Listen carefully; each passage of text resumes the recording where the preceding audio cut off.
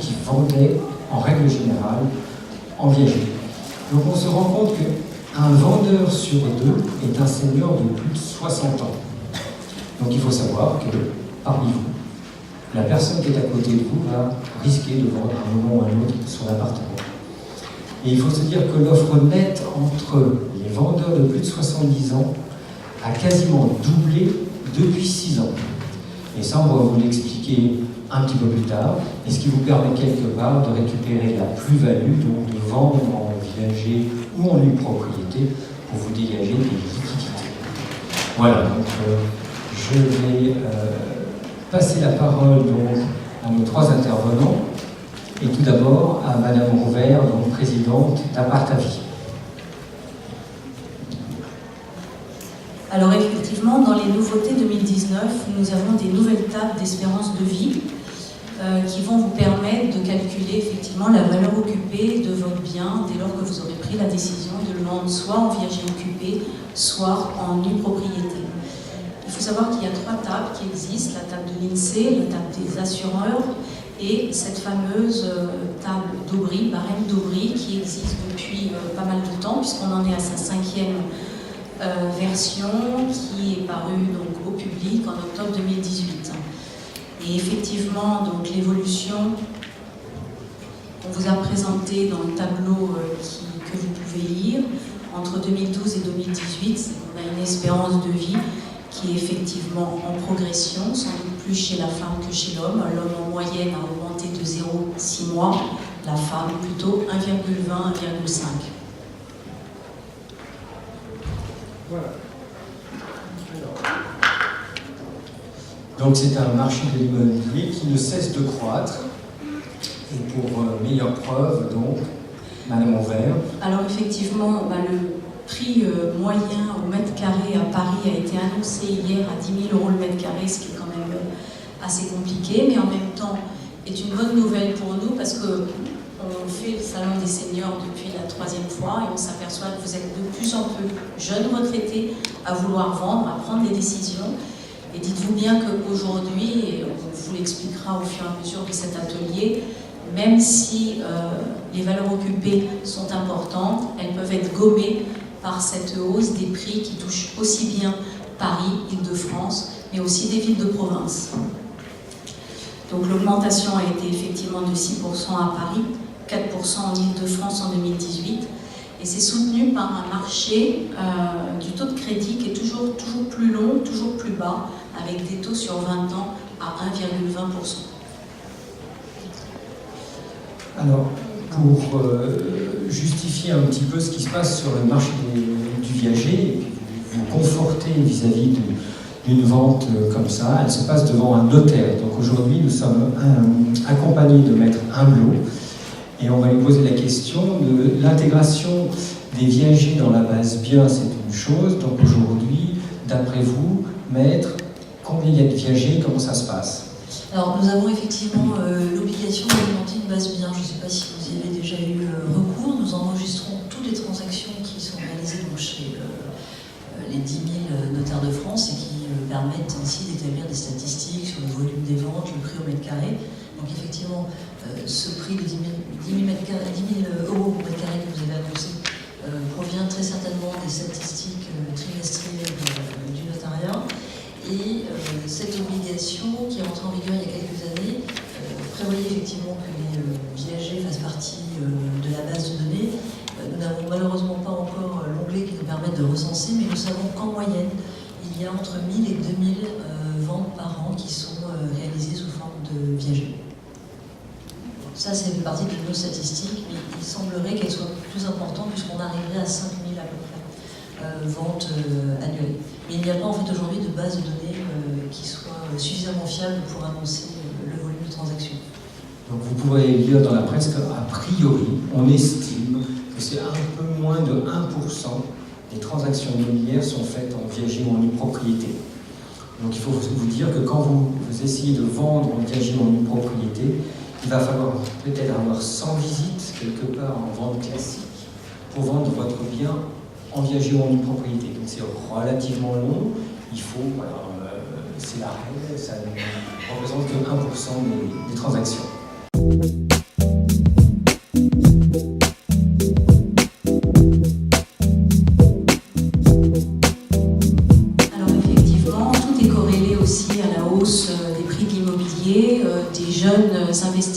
privés aimeraient mettre un pied à l'étrier de biens parisiens qui sont aussi onéreux, mais en même temps, passer par un viager, ça leur permet d'acheter avec une décote significative et quelque part mettre en place ce lien intergénérationnel qui va être si important avec le temps.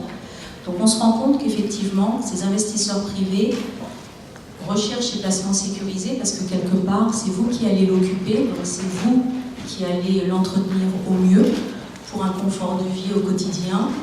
Il n'y aura pas de vacances locatives pour ces investisseurs privés.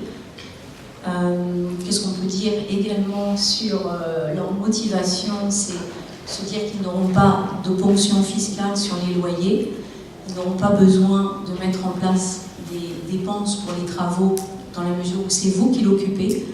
Donc effectivement, pour ces ensembles, ces raisons, ces investisseurs privés, qu'ils soient français ou expatriés à l'étranger, peuvent être intéressés effectivement par vos biens avant d'en viager ou en les propriétés. Alors enfin, dans les nouveautés 2019, donc on va poser la question à Maître Pagnon, qui est avocat fiscaliste et qui nous accompagne aujourd'hui, donc sur la transformation de l'ISF en IFI. Qu'est-ce qui s'est passé depuis janvier 2018? Alors effectivement, l'ISF a disparu. L'ISF, c'est un impôt qui concernait tous vos biens, tout votre patrimoine, qu'il soit immobilier ou financier, et vous étiez dans cet impôt à partir du moment où votre patrimoine net était supérieur à 1,3 million. Aujourd'hui, on est rentré dans l'impôt sur la fortune immobilière, donc c'est exactement les mêmes règles, sauf que nous ne prenons plus en compte tout votre patrimoine, mais seulement le patrimoine immobilier. Et ça peut être intéressant si on veut avoir recours au viager pour optimiser sa situation au regard de l'ISF, de l'impôt sur la fortune immobilière, notre ancienne ISF. Hier, si vous aviez un bien et que vous le vendiez, la contrepartie du bien, le bouquet, se retrouvait également dans votre patrimoine.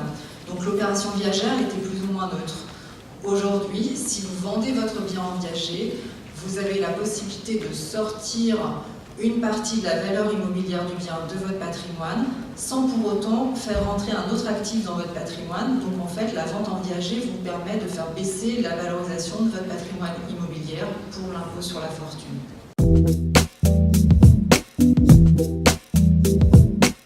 Alors le viager occupé, qui représente quand même 90% du marché, vous permet effectivement de diminuer vos charges, mais en même temps vous devenez finalement un occupant locataire et vous n'êtes plus propriétaire.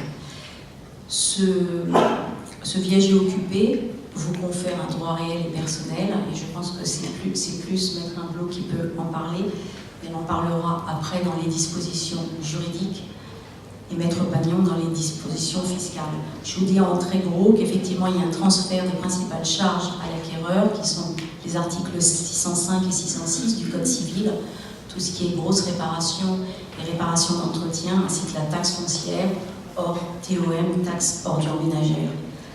Ensuite, la transaction, qui va être calculée, on vous l'expliquera sur le prix, va être articulée entre un bouquet sans rente, le bouquet étant défiscalisé à 100%, et un bouquet plus rente, fiscalisé en fonction de l'âge.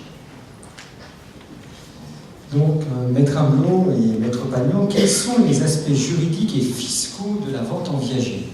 Alors nous allons commencer par les aspects juridiques, puisque la base d'une vente en viager, c'est un contrat de vente, tout simplement, donc qui est régularisé devant un notaire, c'est un acte authentique, donc qui est soumis aux mêmes conditions juridiques qu'une vente classique, c'est-à-dire que la personne qui vend, bien évidemment, doit avoir sa pleine capacité, avec une particularité, c'est que compte tenu de l'aléa qui est lié à la durée de vie, nous demandons systématiquement un certificat médical pour s'assurer que la personne est en bonne santé le jour où elle régularise cet acte de vente, puisque s'il y avait un décès dans les 20 jours, le contrat est automatiquement annulé. Donc il y a quand même une certaine forme à respecter.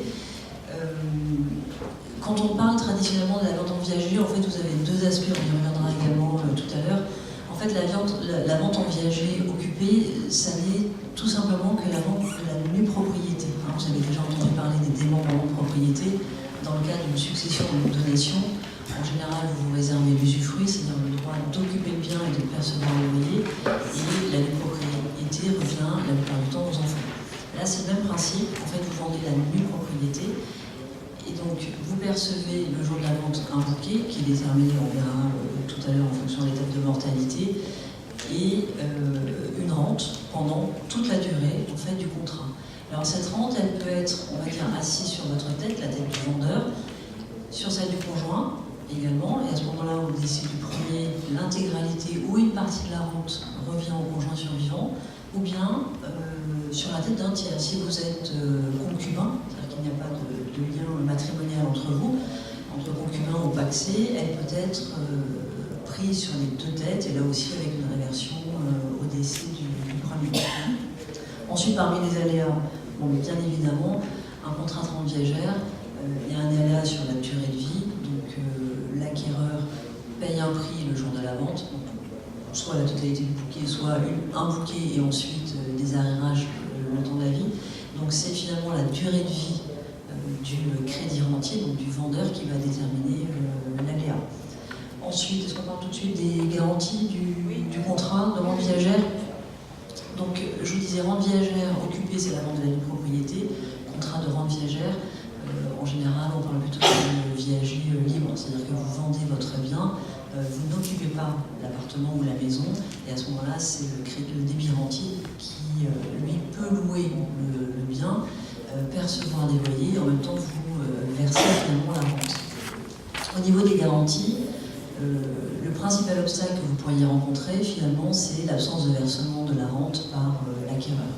Alors, bien évidemment, dans tous les contrats de rente viagère, il y a des clauses pénales et des garanties en cas de défaut de versement. À ce moment-là, le contrat est automatiquement annulé, c'est-à-dire que vous retrouvez la pleine propriété du bien et, bien évidemment, il faudra restituer en contrepartie tous les arrérages qui ont été versés. Et ça, c'est une clause qui joue automatiquement. On n'a pas besoin de passer devant un magistrat pour faire constater la résolution, puisqu'elle sera acquise de plein droit. Seconde garantie, ce qu'on appelle un privilège de vendeur. C'est comme une banque, en fait. Vous disposez de la même garantie qu'une banque qui aurait consenti un prêt. On actionne le privilège de vendeur et on annule rétroactivement la vente. Ensuite, au niveau des aspects juridiques, on va peut-être dérouler pour voir au fur et à mesure avec les autres dispositions. Alors sur la fiscalité, pour une fois c'est simple, lorsqu'on fait une vente en viager, on applique exactement les mêmes règles que si on faisait une vente d'appartement de droit commun. C'est-à-dire que le viager occupé, vous cédez votre résidence principale, la plus-value de cession est sans impôt. Donc quel que soit le mode de cession, qu'on fasse du viager, enfin un bouquet avec rente ou bouquet sans rente, vous avez une exonération de la plus-value au moment de la cession. Lui, l'acquéreur, il se retrouve exactement dans la même situation qu'un autre acquéreur. Il va payer les droits d'enregistrement chez son notaire sur la valeur vénale du bien. Et on est, encore une fois, dans la même situation que si on avait vendu sans démembrer ou sans la formule du viager. Ensuite, après la vente, on perçoit une rente. Donc là, l'administration fiscale, elle va, par une espèce de fiction juridique, elle va requalifier la rente et elle va dire, ben voilà, on vous verse cette rente pour partie parce qu'on paye le prix de l'immeuble, et on vous verse cette rente pour partie parce que vous avez placé le prix de l'immeuble et ce prix de l'immeuble, on vous le rémunère. Donc en fait, comme la cession du bien, elle est exonérée, la rente qui correspond, elle est pour partie exonérée. Donc on va prendre votre âge et on va savoir quelle quote-part de la rente est exonérée. Donc pour quelqu'un qui vend son bien après 70 ans, on va considérer que tout le prix de vente, tout le bouquet est exonéré et la rente, on va la taxer qu'à hauteur de 30%. Et comme l'administration fiscale n'est pas très généreuse, on ne va pas actualiser cette taxation. C'est-à-dire que vous mettiez en place, la logique aurait voulu que si on mettait en place une rente à 80 ans, on soit plus taxé sur 20% de la rente ou sur 10% plus tard. Mais non, nous en fiscalité, on a un taux dégressif sur les rentes, mais qui s'arrête à 70 ans. C'est-à-dire que si vous vendez beaucoup plus tôt, si vous vendez en viager à 50 ans, la partie exonérée de la rente est de 70%. Et ensuite, c'est dégressif, mais on s'arrête à 70 ans.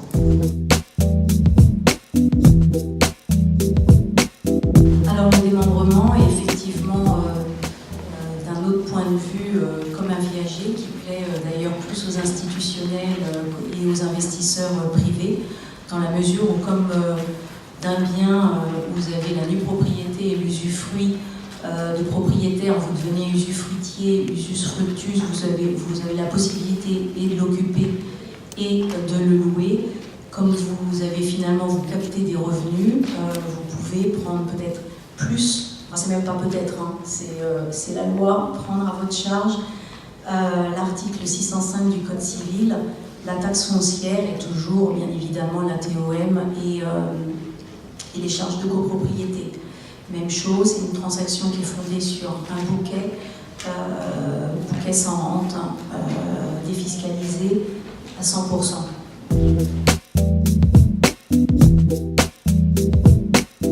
Ce sont les mêmes bases, sauf que dans le viager occupé, donc qui est la vente de la nue propriété, en fait, on reste chez soi. Donc c'est quand même une différence avec un viager libre où effectivement l'acquéreur, lui, a la possibilité de mettre un locataire et donc, comme je vous disais tout à l'heure, encaisser des revenus qui vont lui permettre de payer la rente. Tandis que dans le viager occupé, quand vous avez vendu la nue propriété, l'acquéreur, finalement, c'est un investissement sur le long terme qu'il réalise, puisqu'il ne trouvera la pleine propriété de ce bien qu'au décès du débit rentier. Donc on n'est pas du tout dans la même philosophie pour l'acquéreur. En tout cas, vous en avez un qui recherche un profit immédiat, et encore faut-il que vous ayez finalement un lieu dans lequel vous puissiez habiter. Alors soit c'est parce que finalement vous avez décidé déjà de partir dans votre résidence secondaire, en maison médicalisée, et d'avoir un revenu complémentaire, soit vous avez besoin de revenus immédiats, vous restez dans votre logement bien évidemment, mais là vous n'aurez pas le même type de profil en face de vous pour l'acquéreur. Alors précision, tout à l'heure on parlait des avantages pour l'acquéreur de l'acquisition en viager. Ça peut être intéressant pour un jeune couple, par exemple, puisqu'il peut investir plus de 30% de ses revenus dans une acquisition en viager, ce qu'il ne peut pas faire avec un investissement classique et un prêt immobilier. Donc ça, c'est quand même aussi, pour le particulier, par rapport à l'institutionnel, bien sûr, un avantage non négligeable, et ça lui permet aussi de se constituer finalement un patrimoine sur le long terme et récupérer cette même propriété quelques années plus tard. Et en plus, ces investisseurs veulent annihiler le risque de surlongévité. Et on s'aperçoit qu'effectivement, plus vous en avez, plus vous êtes dans cette hypothèse.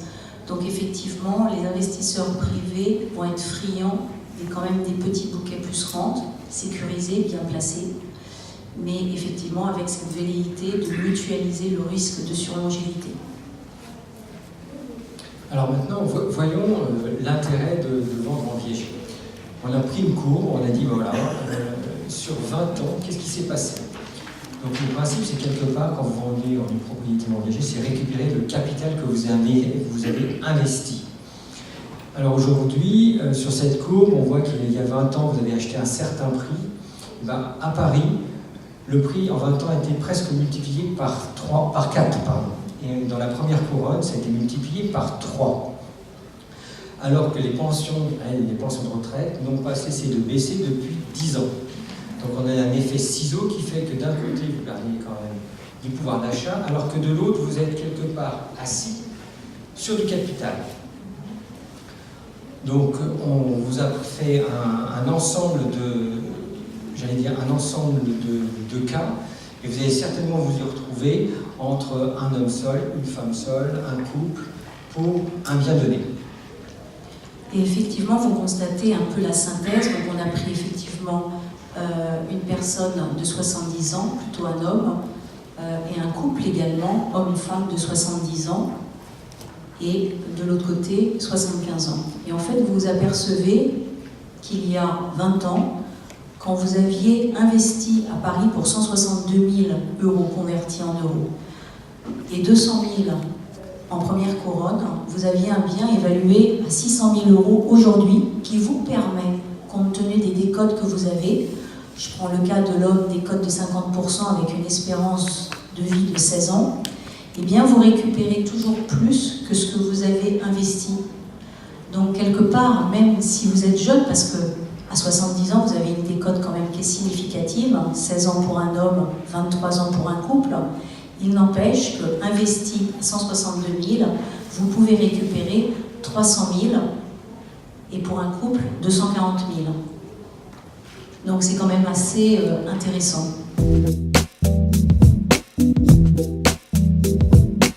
Alors on n'a pas pris effectivement le cas de la femme, alors que vous êtes très nombreuses à nous écouter, à venir sur le stand, parce qu'en fait on a voulu prendre vraiment les deux extrêmes. Voilà.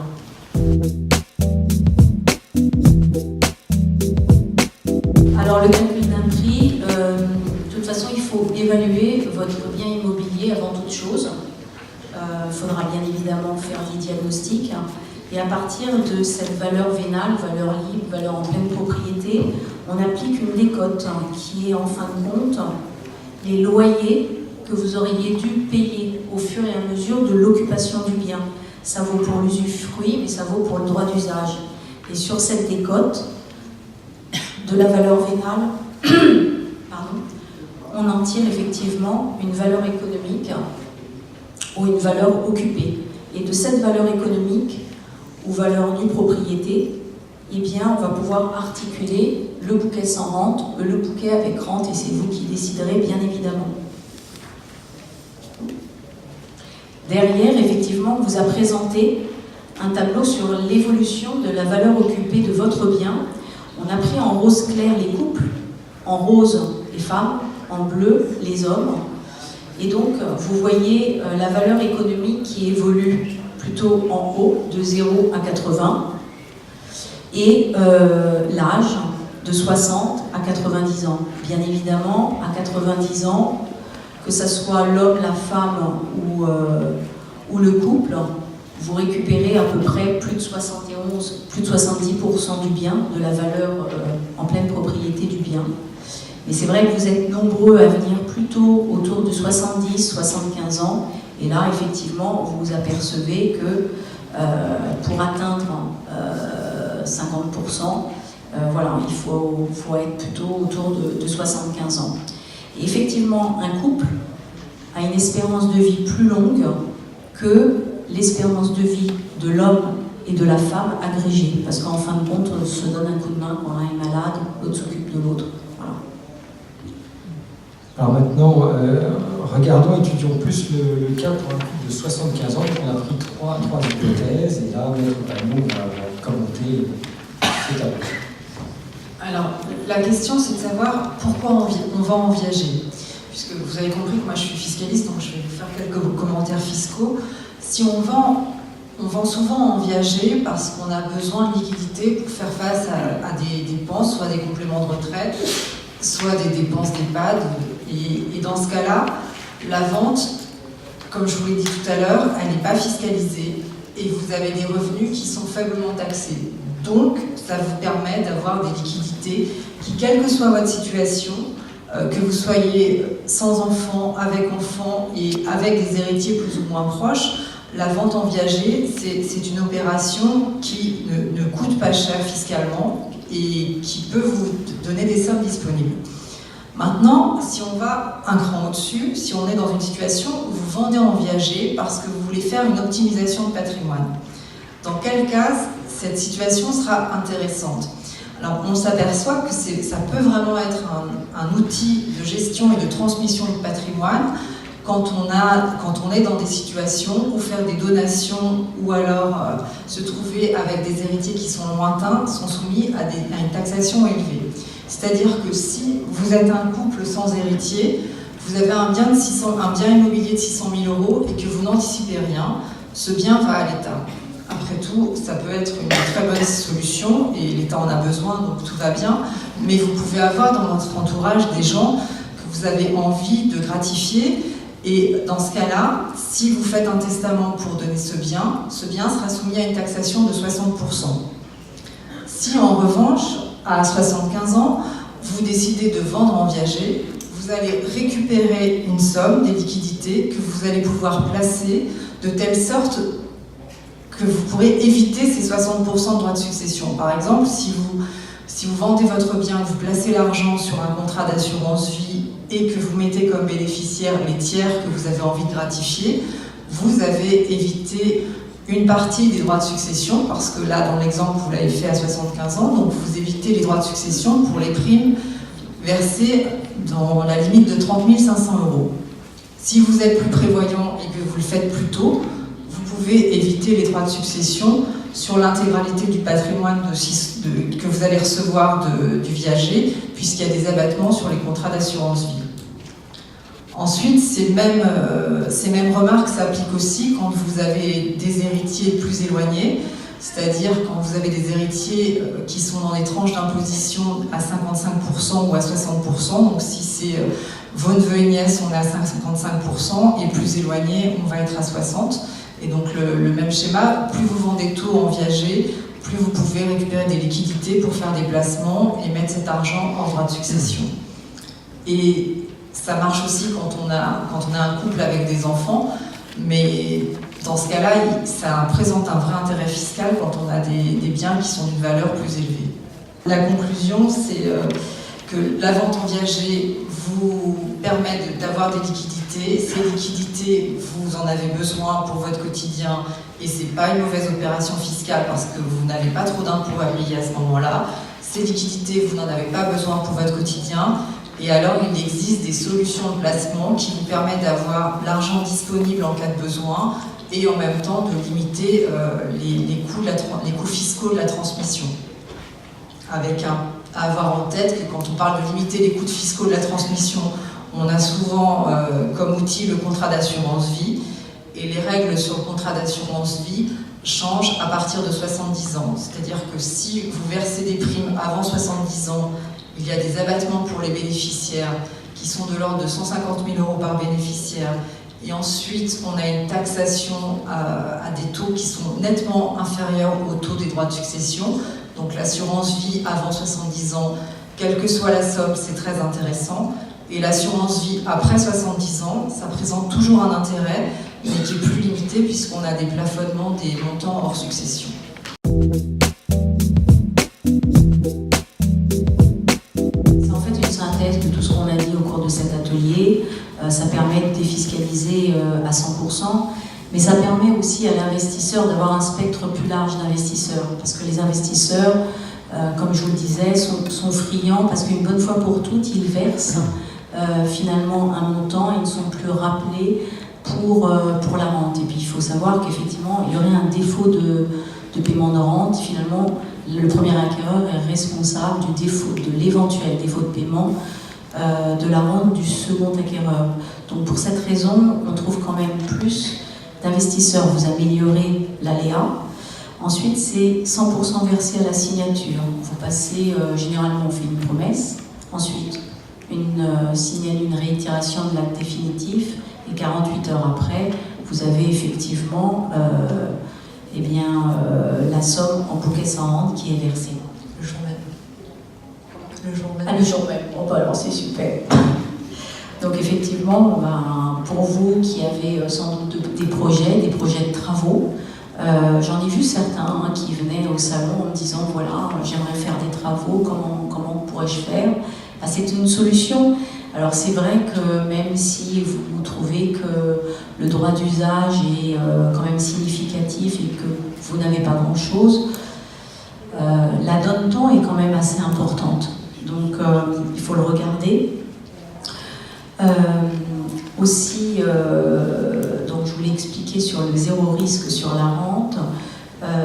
Si vous trouvez qu'effectivement le bouquet que vous recevez est trop important, et c'est vrai qu'il plane toujours, cette crise financière et autres, vous pouvez toujours renter dans des structures comme Carac, AG2R La Mondiale, Affaires et compagnie pour ouvrir. On n'a pas 36 produits intéressants en France, bien évidemment, c'est toujours l'assurance vie. Mais ça vous permet effectivement de diluer votre risque de compte courant bancaire classique et pouvoir effectivement arbitrer, soit de façon mensuelle, soit de façon annuelle. Comme je vous le disais, donc il n'y a pas d'aléa sur le prix pour vous et pour l'acquéreur, il y a une demande forte. Et la revente aussi est intéressante parce que il se peut, et c'est vrai que vous y prenez de plus en plus tôt, donc les espérances de vie à 70 ans pour une femme, elle est de 20,4. Il se peut que l'investisseur jeune, à un moment donné, quand il achète, il n'a pas d'enfant, puis il se marie, il va vouloir acheter pour sa famille et se dire qu'est-ce que je fais de mon viager, je le revendrai bien. Mais l'intérêt, c'est que vous avez vieilli, et donc ce bouquet sans rente va pouvoir être revendu sur un marché qui est stable, transparent, profond, et donc il arrivera forcément à le vendre. Donc ça, c'est quelque chose d'important, parce que de temps en temps, vous pouvez être pressé dans la vente, et donc c'est un intérêt significatif. Et puis, quelque part, on s'appelle levier génétique, c'est pas pour rien. C'est que dans cette formule-là qu'on propose, c'est l'équité entre les parties. C'est-à-dire que la personne va vous payer 100% de la valeur occupée, le jour de la signature chez le notaire, et vous allez vivre chez vous ad vitam. L'acquéreur, pour lui, il se dit, le prix est fixe, je n'ai plus d'aléas. Vous avez la chance de vivre 5 ou 10 ans de plus, ça ne lui coûte pas plus cher. Donc, quelque part, l'équité, elle est des deux côtés. Vous avez quelque part empoché l'intégralité de la somme qui vous était due, donc la valeur économique, et lui, il a payé un prix fixe. On a limité les aléas, donc on a limité les risques, et qui en est le bénéficiaire? Eh bien, les deux parties. Et ça nous intéresse beaucoup. On offre cette solution, mais les gens qui veulent définitivement booker plus rang, c'est faisable, et à ce moment-là, on vous conseille de passer plutôt par une compagnie d'assurance, parce que dans 10 ou 15 ans, je préfère avoir une compagnie d'assurance en face de moi qu'un individuel qui pourra divorcer, tomber malade et ne plus être en mesure de vous payer votre rente. Donc cette partie-là nous intéresse beaucoup, c'est-à-dire que vous sécurisez dans le deal. Voilà. Donc à Partavis, vous aurez compris, on est une agence immobilière, on fait de l'intermédiation, on est spécialisé bien évidemment dans la vente en viager, occupée, libre, nue propriété, droit d'usage et d'habitation et usufruit, vente à terme, mais aussi le résidentiel senior. Et en fin de compte, on propose aussi bien à des institutionnels, à des fonds d'investissement et à des investisseurs privés. Voilà, donc en conclusion, on dit soyez rassurés, faites confiance aux professionnels, mais surtout sachez que l'on passe au travers de notaires pour sécuriser la vente. Donc, soyez rassurés, quoi qu'il arrive, ce sont des contrats bien établis et aujourd'hui qui sont complètement transparents. On va vous donner la parole.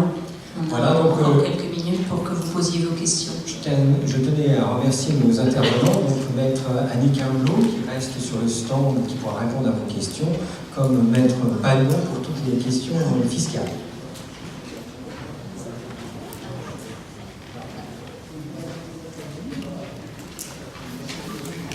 Merci. En fait, moi j'ai une question pour Madame Bouvert et une question pour Maître Humblot. Alors, je crois que Madame Bouvert, ça va plus vite. Vous avez dit que l'acquéreur, un avantage pour lui d'acheter en viager, c'était de mutualiser la surlongévité. Ça a fait quoi ça? Ça veut dire qu'aujourd'hui, par exemple, on prend plusieurs biens. On a des clients qui ont suffisamment de possibilités pour acheter, par exemple, une dizaine de biens qui valent en valeur unitaire 300 000 €, qui peut correspondre à un petit studio dans Paris, bien placé. Et puis, vous avez des âges différents. On va coter la valeur en âge. Mais sur les 10 personnes, il y en a un qui va malheureusement décéder plus tôt. Voilà. Et au bout d'un moment, ça neutralise. Et les statistiques disent que quand vous avez une centaine, effectivement, vous mutualisez. Mais c'est ce que font les fonds d'investissement. Oui, donc pour le vendeur, ça ne change rien. Exactement, pas rien. Alors l'autre question, je crois, Maître Humblot, vous avez dit que si l'acheteur ne peut plus payer la rente, on récupère, enfin le vendeur récupère son appartement, la propriété de son appartement, et doit rembourser tous les arrérages. Où est-ce qu'il trouve l'argent s'il a dépensé? Le code civil, si vous voulez, ne prévoit pas de résolution en matière de rente viagère. Donc c'est spécifiquement attaché à cet acte-là, c'est conventionnel. Et vous pouvez prévoir en fait ce que vous voulez. La résolution, normalement, entraîne la remise en l'état des parties. C'est-à-dire que je remets l'immeuble que j'avais acheté, et donc forcément, je devrais remettre les arrérages que j'avais perçus. Oui, mais si j'ai vendu il y a 10 ans, voilà, j'ai la dépensé plupart du l'argent, temps, effectivement, ce que l'on prévoit dans les contrats, c'est que les arrérages restent acquis à titre de clause pénale. Donc en alors, fait, vous conservez l'immeuble et les arrérages. Je comprends. Alors ce qu'on m'a dit, ce qui est peut-être faux, c'est que bon, la rente elle est payée, mais que dans ce cas de figure, c'est un juge qui intervient, une procédure qui peut durer 2 ans, il faut payer un avocat, etc. Et que le juge peut décider qu'on doit rembourser le bouquet. Oui, alors vous avez 2 clauses effectivement possibles. Vous avez celle qui est conventionnelle et celle qui va, on va dire, frapper de plein droit la résolution du contrat. Où là, le magistrat ne va faire que constater la résolution de l'acte. En revanche, si c'est une cause conventionnelle qui peut s'appliquer, là vous serez obligé d'aller devant les tribunaux et effectivement le magistrat peut remettre en cause les conventions qui avaient été. Voilà, oui, mais si on choisit cette solution pour vivre en paix Oui, jusqu'à la fin de ses jours, en fait, on ne vit pas en paix du tout.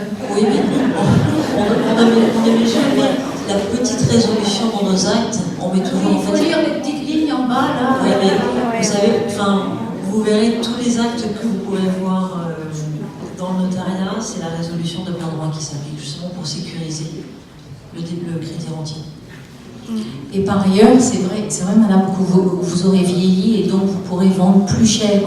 Et si vous avez effectivement utilisé votre bouquet tout en partie, vous placez sur une assurance vie qui n'est pas très liquide et c'est compliqué de remonter, ou vous perdez un peu d'argent dans les arbitrages, dites-vous bien que vous pouvez revendre, d'autant plus que votre bien est toujours à Paris, en Ile-de-France.